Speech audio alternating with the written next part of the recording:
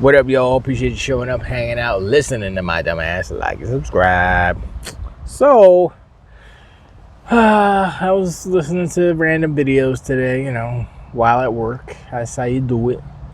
And I ran across Matthew Plays, if you will. I usually don't listen to his videos because he tends to be, I want to say, he's negative. Even though he has an Xbox channel, he has an Xbox show with Lord Cognito.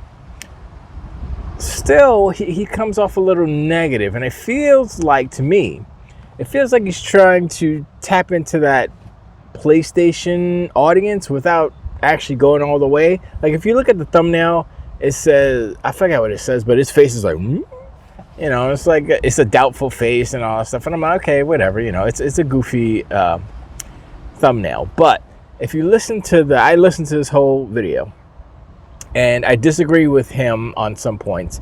And some points, he's like, it's basically about AI, the AI Copilot for games, right? That Microsoft is doing.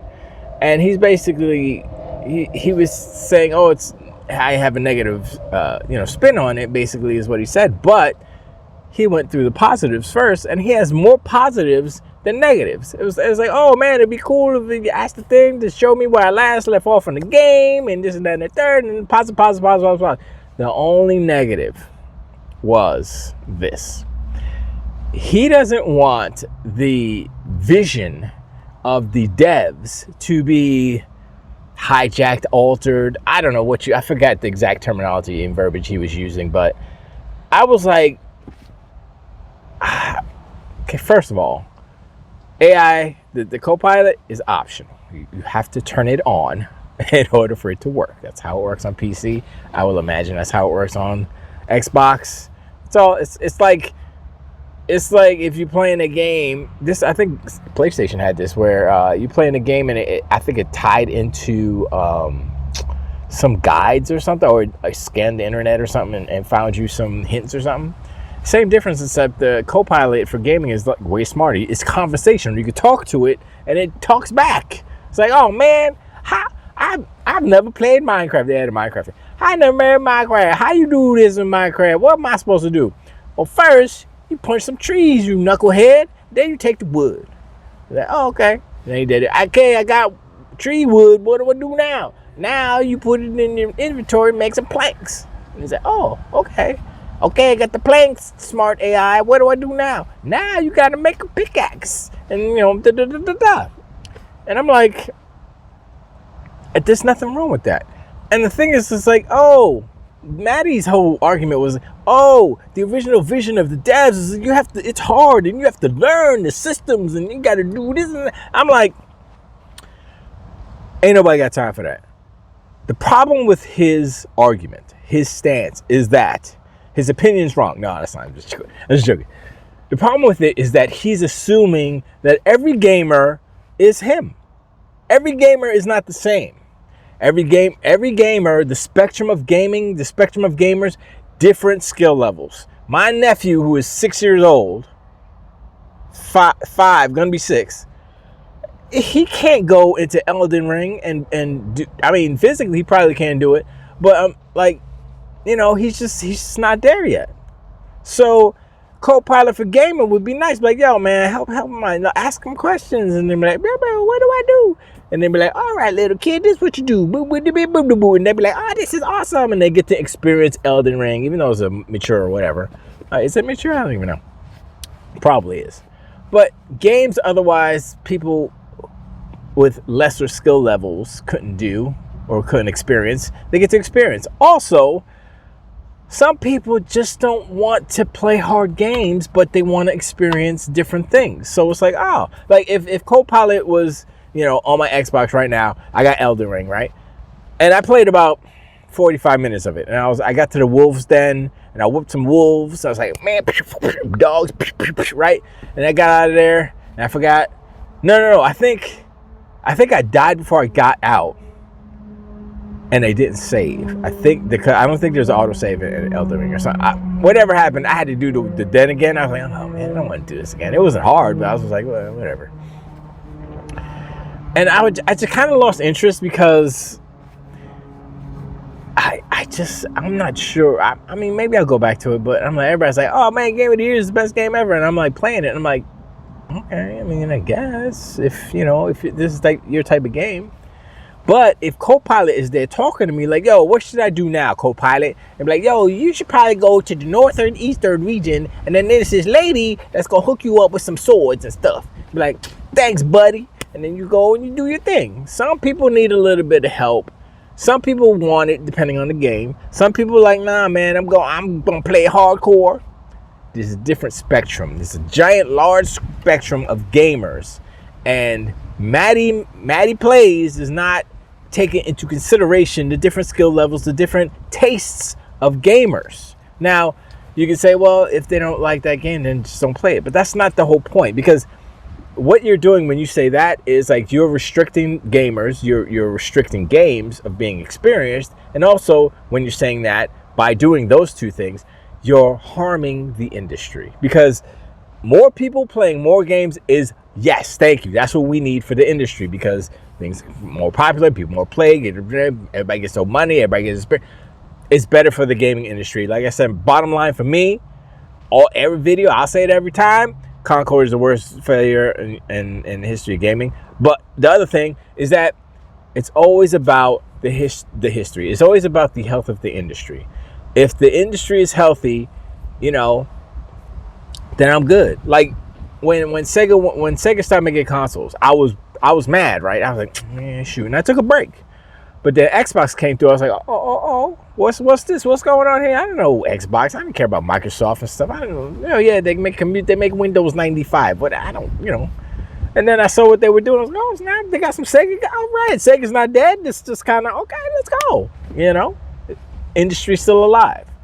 So, however, whatever changes, however the leader, the market leader, whenever that changes hands, it's soon to be happening probably. It doesn't matter as long as the industry is still alive, as long as these companies are able to make games, as long as these devs are able to make their games, and the AI will not determine whether or not it's their vision. And also, they can be like, yo, we don't want no AI, nothing on their game. And they can say to Microsoft, if you want this game on your console, don't put the AI on it. Whatever. And they could be like, all right, whatever. That could be a thing, maybe. Or they could say, nah, go, don't be everywhere. Bye. And then they'll be like in Square Enix, because they ain't selling no games. But I don't think that'll be an issue, because basically it's a layer on top of everything. So, I don't think publishers or devs can have a say in that, because it's part of the OS, And also, if they start complaining about Copilot for gaming, then they have to complain about IGN and their guides service, because it's literally the same thing, except you got to go on a web page and look at pictures and read text. The only difference is Copilot gaming is talking to you. It's smarter. It's better. That's like, there has been a fantasy for all geeks and nerds, or geeks and nerds, that they want like a kind of an AI. I know this is something I want. It's like an AI smart enough that you can like sit there. This is what I want to do eventually. I want to sit down and do a podcast with the AI. That's what I want. Just talking to the AI. AI's like, yo, what's up, AI? How you doing today? I'm okay. My circuits are cool. And the power level's nominal. So, I'm feeling pretty even. Just something interesting. Because, like an AI, depending on how it's trained, or what's in its knowledge base, I guess, if you want to put it that way, will depend on the type of answers you get, But anyway, back to Matty's thing. So I would say watch the video, so you can understand how he's speaking about these things. Because like I said, a lot of it is positive. A lot of it is like, yeah, that's cool.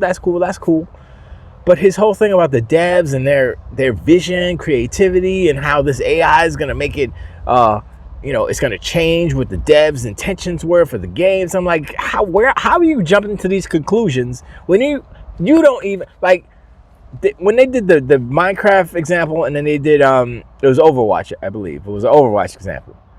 And basically it was what it kind of amounted to was, if you had your boy sitting next to you, your boy or your girl, your homegirl sitting next to you, and they knew the game. And you didn't know the game. You were like, I'm kind of new, but they knew the game inside and out, upside and down.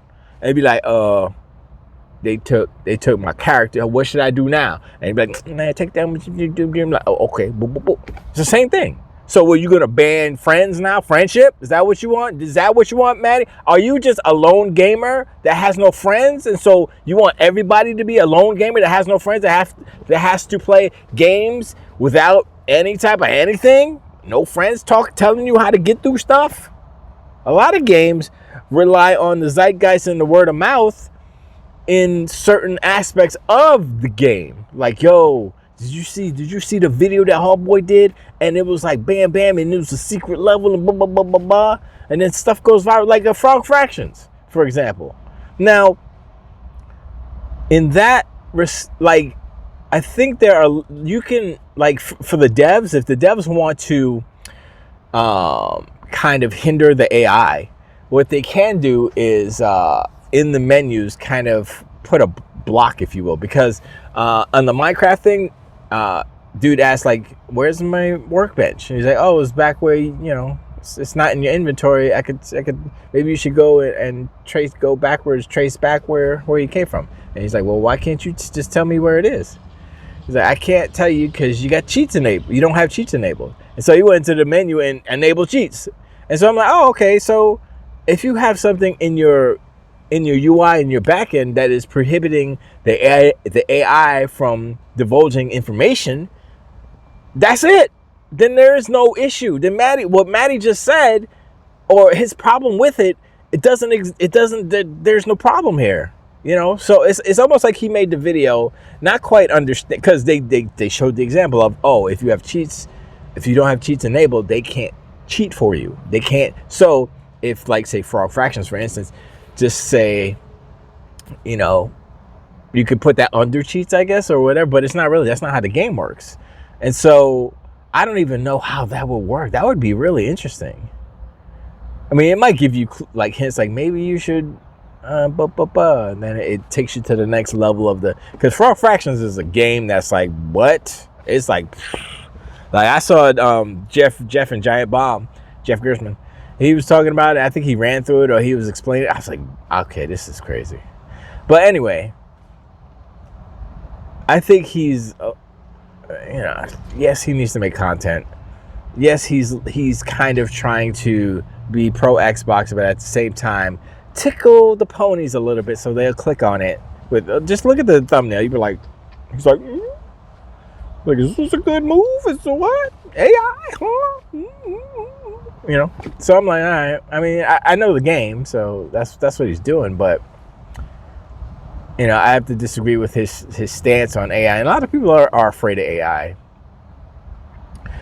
particularly artists. But like I said, I don't think it's a tool. I don't think there is an issue or a danger of AI really taking over, because the best ideas come from the minds of humans, the brilliant minds of humans. I would say, you know, the best writers and the best cinematographers, the best musicians, all that stuff, human. You know, all the AI can do is emulate. They can't really. I mean, really, I would say emulate / duplicate. But original ideas, even though, like I said before, there are no original ideas. But, you know, that's the human element is always going to be better than AI. Let's just say that. And like we see all the AI art and the AI humans. I always see these videos. It's like sci-fi big-breasted booby ladies, and it's like they all look the same. I mean, one might have a little bit darker blonde hair or whatever, or brunette. They're just like like that. I'm like, I mean, sure. I mean, it's something to look at or whatever, but it all has that AI filter, if you will. You know what I'm talking about. And it's like if Vaseline looked good, the Vaseline filter, if it looked real good, that's what AI looks like. So I'm like, so now what's gonna happen is a lot of filmmakers and things like that, they're going to, well, there is still a differentiation. If you look at film, you look at what they're doing, it's not film, but movie makers, there's still a difference. You can see the difference as far as the quality, lenses, and all these things. I mean, AI probably get better at that too, but I mean, that's a whole bunch of time, and it's still not perfect, and it's not, I don't think it'll ever be perfect, because the changing of technology changes what us humans do, and so AI will always be behind us because we're